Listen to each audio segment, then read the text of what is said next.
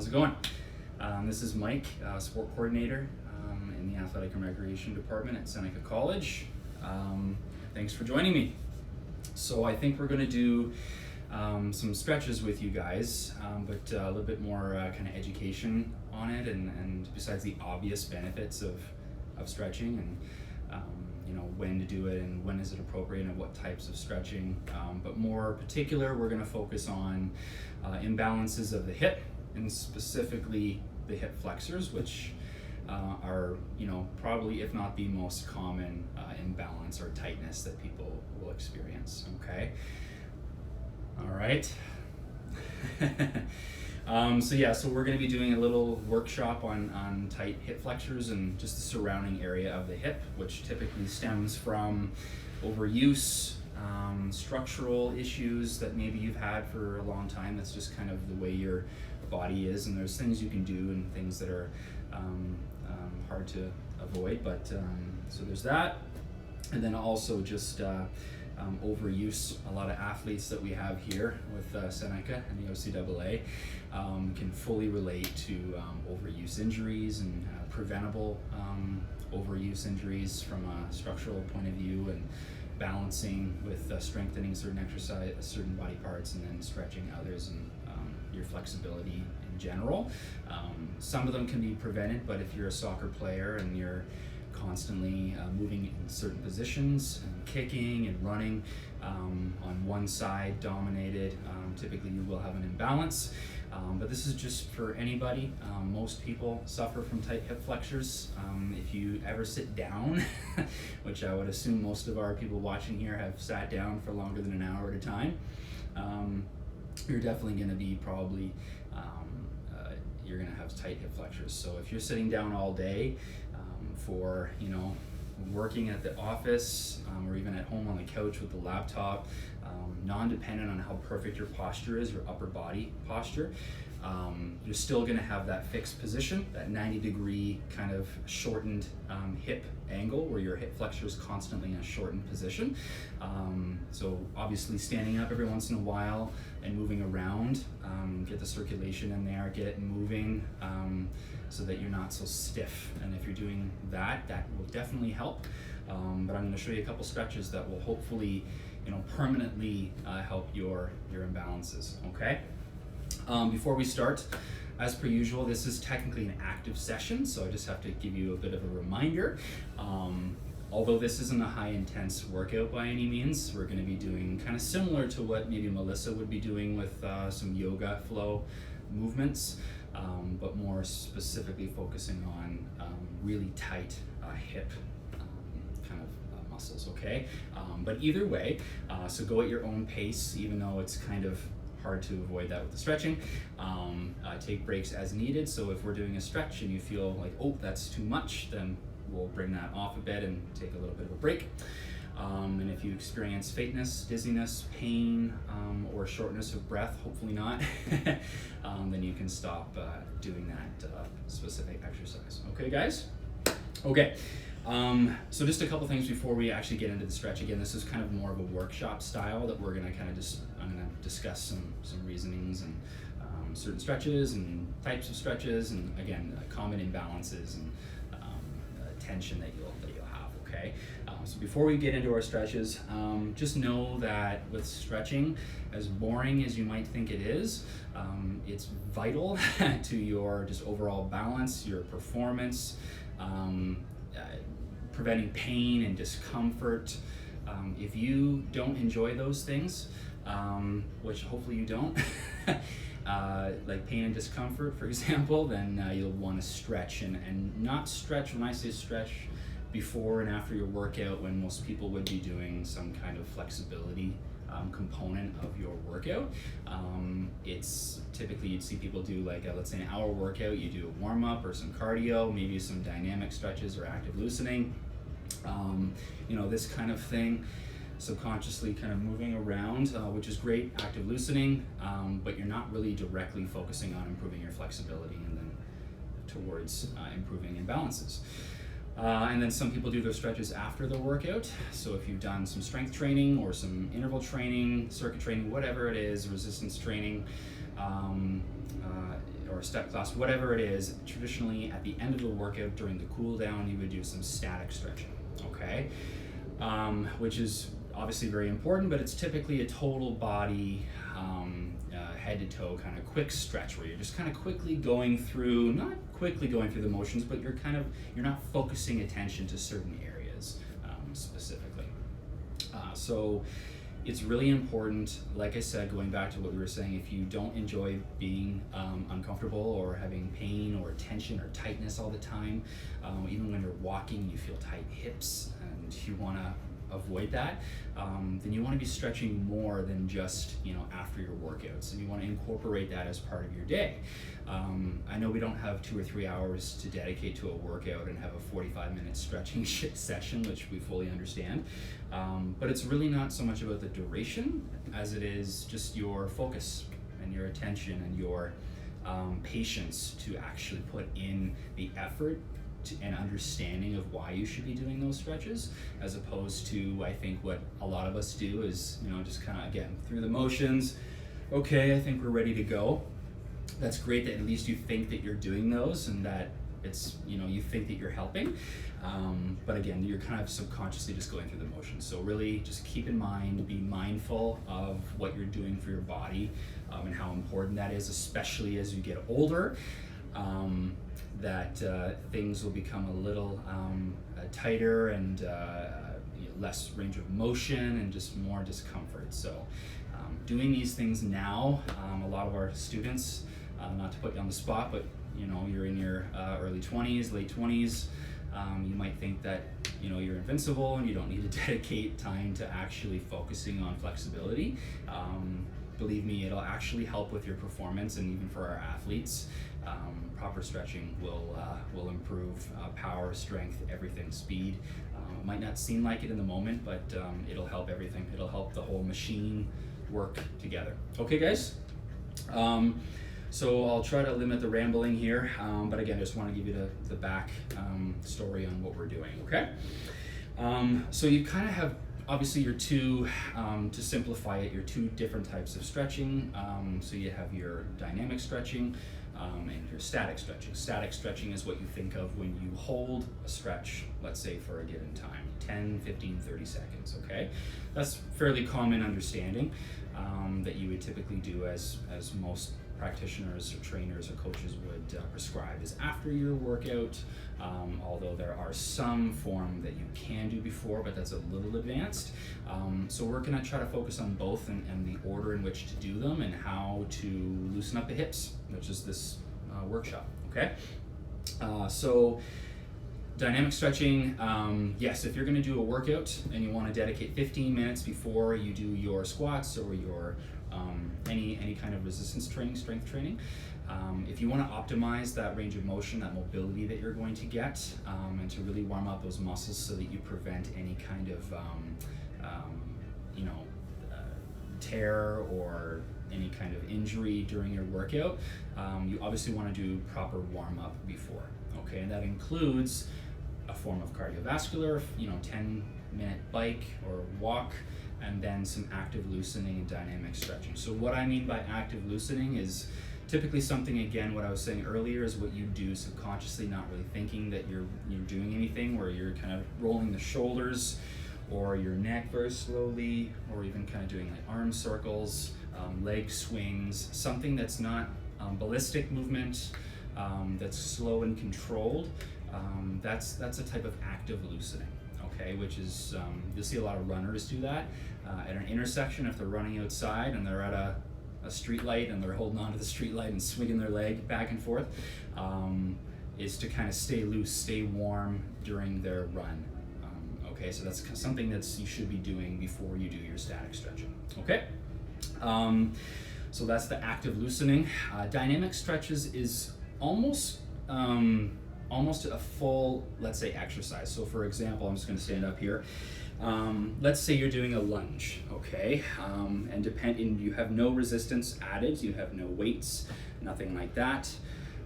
Again, we're dealing with people who have really tight hips, and you don't want to add any excessive range of motion or load to the movement. So you're really not, you don't need to go, you know, super deep or super heavy with your dynamic stretches. It's really just, you know, low to moderate intensity, where you are just, again, you're kind of getting the circulation going and you're loosening up that specific area, okay? So for example, I'll go back to active loosening. What you should be doing is, for example, hip circles. So really it's just, you know, old school, you know, nice and slow rotation of the hip, where you're just going in one direction like so, okay? Very old school. You'll see a lot of soccer players, you know, rugby players, pretty much anyone in sport doing this kind of thing. It's not just for senior citizens, okay? So again, you're just kind of loosening up the whole area around the hip joint, and you want to switch directions, and you're pretty much just going to do that for, you know, 15 to 30 seconds, okay? And again, slow and controlled, so you'll see how I was doing it. It wasn't, you know, like, it wasn't like crazy. I'm not hula hooping or anything like that. Slow and controlled, okay? Another one that I had mentioned would be like leg swings. So I can do it in front of the body, I can sweep, and again, I'm kind of just letting the gravity take my leg down. I'm not flailing my leg up and down like this. You can actually injure yourself doing that before you've even done the workout or the stretch. Or you can do it in a different plane of movement, where you can just go kind of forwards and backwards, try to engage the glutes while you're doing that. And again, it's just a slow and controlled movement, okay? So that's an example of the active loosening, and you'll do that before your static stretches that we're going to get into, okay? So those are just two little examples. There are obviously countless other ones that you can do by yourself, or eventually when we're hopefully in the future back to working as teams, something you'd see like in group training or team strength and conditioning warm-ups. Okay guys, so active loosening. Dynamic stretching is, again, you're not using an added load, or you're trying to warm up the muscle and get the range of motion going comfortably before you start doing heavy squats or total body explosive movements. We're focusing less on athleticism in regards to performance, and focusing more on the imbalance that the average person would experience from occupational, or just like I said, sitting all day and your hip flexors are extra tight and you have that imbalance. Okay, so we're focusing more on that and the importance of the warm-up, okay? So an example of a dynamic stretch in this case would be, for example, a half side lunge or a lateral lunge. So just your hands up here or hands on your hips, whatever's comfortable, and you're just going to take kind of an exaggerated step. So if a normal step would be just kind of shoulder width or hip width right here, you're just going to exaggerate that or double that. You're going to lower down on this side, but only to here. So instead of doing like a fully low lateral lunge, which again, if you have really tight hips, tight hamstrings, and you go too far down and you feel something, we're trying to prevent that from happening. So we'll be improving and increasing the range of motion as we go on, but for now we're just going to go halfway down. So a half lateral lunge, and then just right to there, and then right back up, and again. Okay, so it's just partial range of motion, like a modified lateral lunge. Or you could do a reverse lunge, again, just kind of down and up, alternating sides. Again, it's meant to be very kind of moderate intensity, okay? So that's your small little example on your active loosening and your dynamic stretches. But yeah, we're going to focus on the static ones. So let's get into those. So the first one is going to be one of the most common stretches for your hip, which is a kneeling hip flexor stretch. So we're going to put the right foot in front, plant that down. I'm just going to turn so you can see the form here. What you'll typically notice when a lot of people do this is they really exaggerate the stretch. And what I mean by that is they'll lean really far forward like that.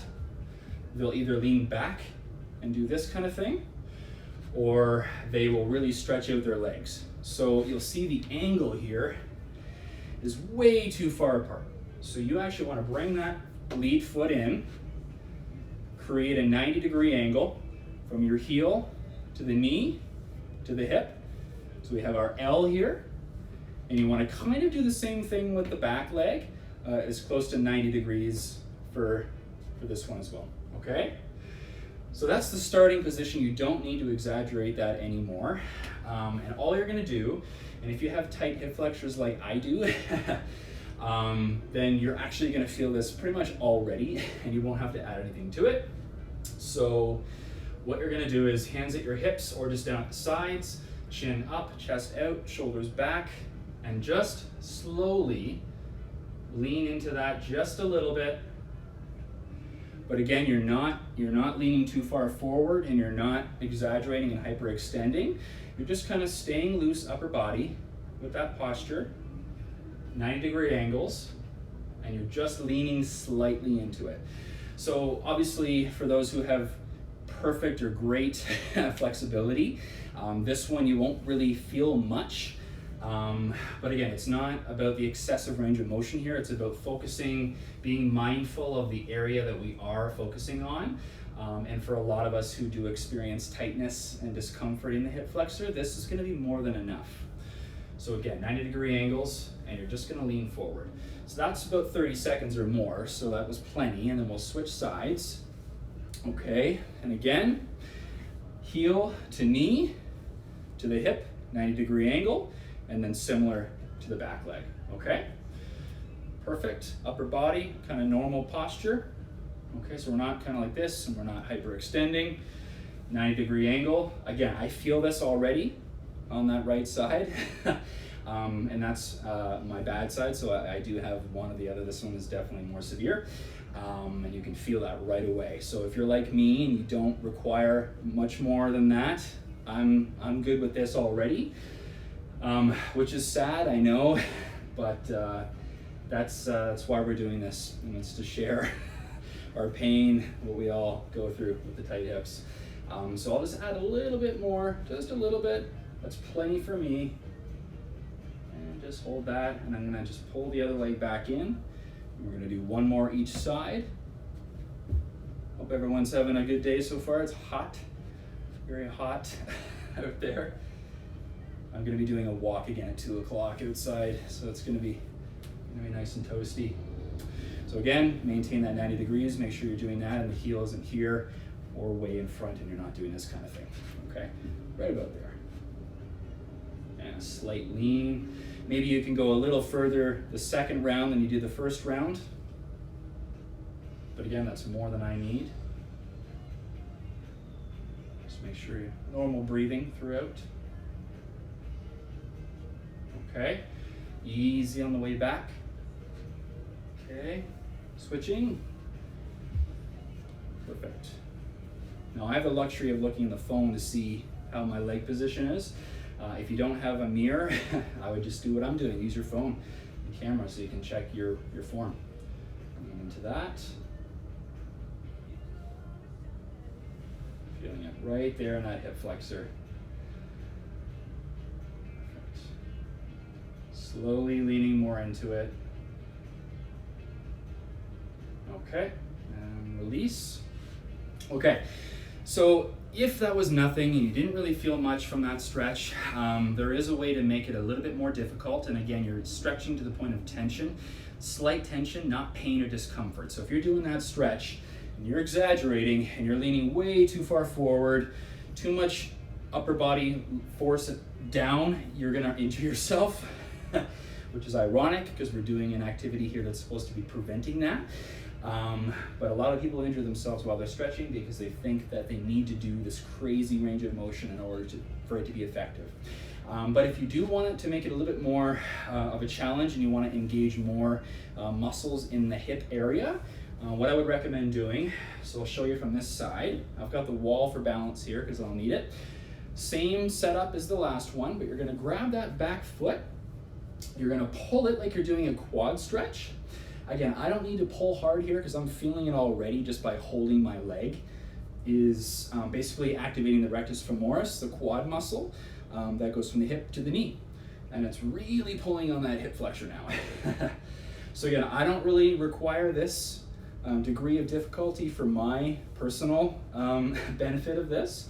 But again, this is one way to make it a little bit more of a challenge and to stretch out more muscles in that area. So instead of just dropping your foot, kind of slowly lower it down and then relax, okay? So that's, you know, a modified version of the hip flexor stretch you can do to make it more difficult, and which would be beneficial for people who are maybe athletes and are tight all over, okay? So that's our kneeling hip flexor stretch. Let's move on to the butterfly stretch. Again, these are really common. You've probably done these in high school, gym class, however long ago that was for some of you. But very common, sitting kind of like this in a way. For me and for people who have really tight hip flexors, even just sitting on the floor like this, you know, cross-legged is very uncomfortable for me. Now that could be because I'm like 6'3" and and it's just generally uncomfortable. But either way, if you have really tight hip flexors and adductors and kind of the groin area, this will be a challenge for you to sit comfortably for this position for long durations, okay? So what we're gonna be doing is just unlocking the feet, bring the feet together. Again, this is really old school, and you'll see by the angle that I have my legs, they're kind of going up like that, as opposed to what I prefer them to be down kind of like here. Naturally, they bounce up like that, and that's just how tight that is for me. If you see someone who has a very high level of flexibility, their leg would probably be, you know, closer to the ground. So on that, you will notice a lot of people put their elbows on their legs, pushing down, like forcefully, to try to get them closer to the ground, because you'll feel more of the pull on the adductor and the hip flexors. Now, you don't necessarily need to do that. Again, if you weren't feeling it already just by sitting here like this, then by all means, you can add the elbows on the leg and push down very gently to have that activated. So again, for myself, and maybe for you guys at home who have really tight hip flexors, even just sitting here like this, I can feel that. And again, you don't want it to be too uncomfortable. So I'm gonna add a little bit just to make it worthwhile, but I know my limits, so hopefully you know yours, and don't push too hard, okay? So elbows slightly pushing down on the leg. Nice posture, breathing. And you should feel that right on the inside of the thigh, in the groin area. Okay, so the first one we did, the kneeling hip flexor stretch, is just it's a different position than this, obviously. So you're getting a couple different muscles that contribute to your hip tightness, so definitely beneficial. Okay, and I'm just gonna relax them out now. You might be able to hear a baby crying in the background. You might be waking up soon. Okay guys, I'm gonna bring it in one more time. Elbows on the legs, slightly pushing down. Normal breathing. And again, you can adjust the foot position, so, and you know, you don't want to have them too far out here, obviously. You want to bring them as close to your body as you can. Doesn't sound happy.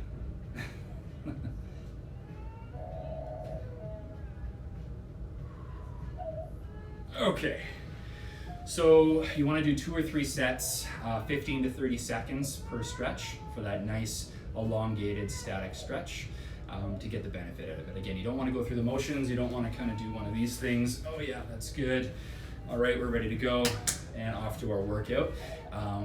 If you feel like you can get away with that and you've been not even doing any of these stretches up until now, that's great that you've been surviving and haven't injured yourself, but again, for preventing any future injuries, you do want to take the time so that you can focus on them, okay? I'm just going to see if he's okay there. Okay. Okay, so, all right, so that was our butterfly stretch, again, for kind of the groin area, hip flexor, adductors, which most people would suffer from some form of tension, just based on evolution, our environment, structural, everything, physiology, how we are built and how we walk and sit, and our surroundings, and those typically are affected from just sitting all day, occupationally, again, overuse, injuries, things like that. So that's the first two, and then the last one is probably the most advanced, and where you'll really feel something because it's a little bit uncomfortable just being in the position alone. So it kind of stems from it's influenced by, let's say, a yoga pose. It's called the pigeon pose, or pigeon stretch, or Z stretch. There's a few different names for it, but the idea is to really focus on the glutes. Abductors, adductors, hip flexors is kind of all in the works while you're doing the stretch. But you really need to be careful when you're setting up for it, and don't push too hard because it can be tempting. Okay, so what you want to do to start, I'm going to try to figure out which angle is best here. So we'll start with our right leg in front. So what you're going to do is you're going to put the right leg kind of like this in front. So I don't know if you guys can see, but just like so, kind of bent like that. And then you're going to be over top of that leg with your left leg back like so, okay? So it's a little awkward getting that set up. You've probably seen this before, again, very common kind of yoga position. So right now I feel this already, all on the outside here, the glutes. My IT band is really tight as well, so I feel that. A lot of the positions that you'd see in yoga from advanced individuals is they're really kind of leaning forward like this, or they're doing some kind of rotational modified version of it. Not necessary for what we're doing, and again, for people who have really tight hips, is to just plant your hands down like so, however is comfortable, and you're not fully upright, but just slightly forward. Okay, now to make this more difficult, and again, based on the range of motion that you're comfortable with, and I'll show you from this angle, is that front leg. So the angle at which you have it, so for example, if I have it down here, okay, it'll be a bit easier, but if I try to push it out more to 90 degrees, it's gonna be too uncomfortable for me to get in that position. So what I try to do is start nice and easy, like this, rotate in, and then maybe the second or third round I'm doing the stretch, I can increase the angle at the knee, and then get in position for that stretch, okay?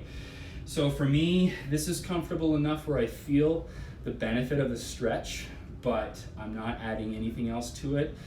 There's a little bit of room where I could feel a little bit more, but I'm not gonna push it, okay?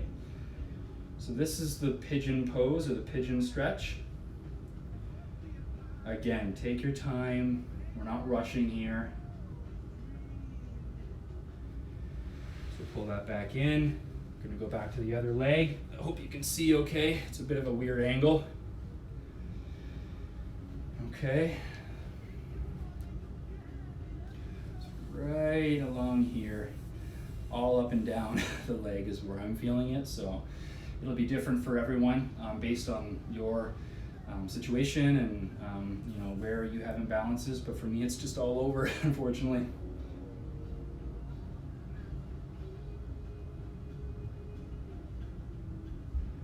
Okay, and then slowly we're gonna go one more time on the other side, just like this, okay?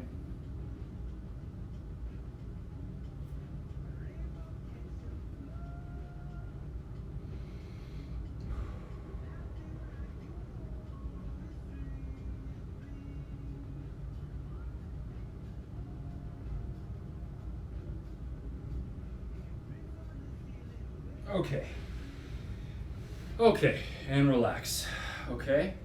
Hopefully you're not sweating like I am, because it's from the heat, not the intensity of the stretch. Okay, so that was just a quick little example of some of the stretches that I wanted to show you, and more so just the background and education of it, and just being more mindful when you're stretching, and don't think of it as a chore that you have to do, or oh, I gotta save 10 minutes at the end of my workout for my stretches, or do I just skip it this time and I do a couple more sets of bench or squats or whatever it is.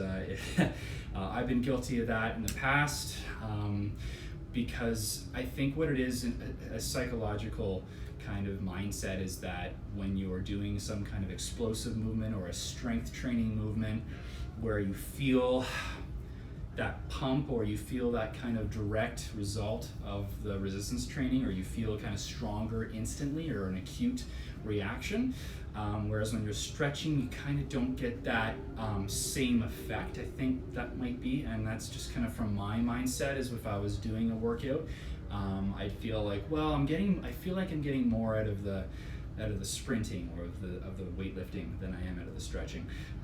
So you need to not convince yourself, but prioritize just your mindset and how important it really is to work on your imbalances, and especially your hips, because again, you're sitting all day, your legs are at 90 degrees in a fixed position, and your hip flexors are shortened all day, and you're super stiff, and then you get into a car and you're seated again, and then you go home and we sit down on the couch. So it's really important to fix that imbalance by strengthening your glutes and your core, working on your posture, but then also focusing on your flexibility. Okay, so that's pretty much all I had for you guys. We can get into a bit more active session next time, but this is more of a education and just to kind of get you guys into and stretching more, and especially for imbalances. Less for performance, but more for focusing on structural issues and improving your range of motion and flexibility. Okay, guys, so that's it for me. I think we have a Dance Hall Soca class at 1 o'clock, so tune into that. Go to senecasting.ca. We also, it'll be me again at 2 o'clock. We're going to be going outside. It's really hot out there, so I'm going to have to bring the water and sunscreen for that, but we're going to go for a nature walk, hopefully, at 2 o'clock. So join in with us again on this channel, and then at 3, I believe it's Maria who's doing a salsa class. So again, 3 o'clock for fitness class. Go to senecasting.ca. Okay, so that was our tight hip flexibility imbalance workshop. Okay, guys. So until next time, be well, stay safe.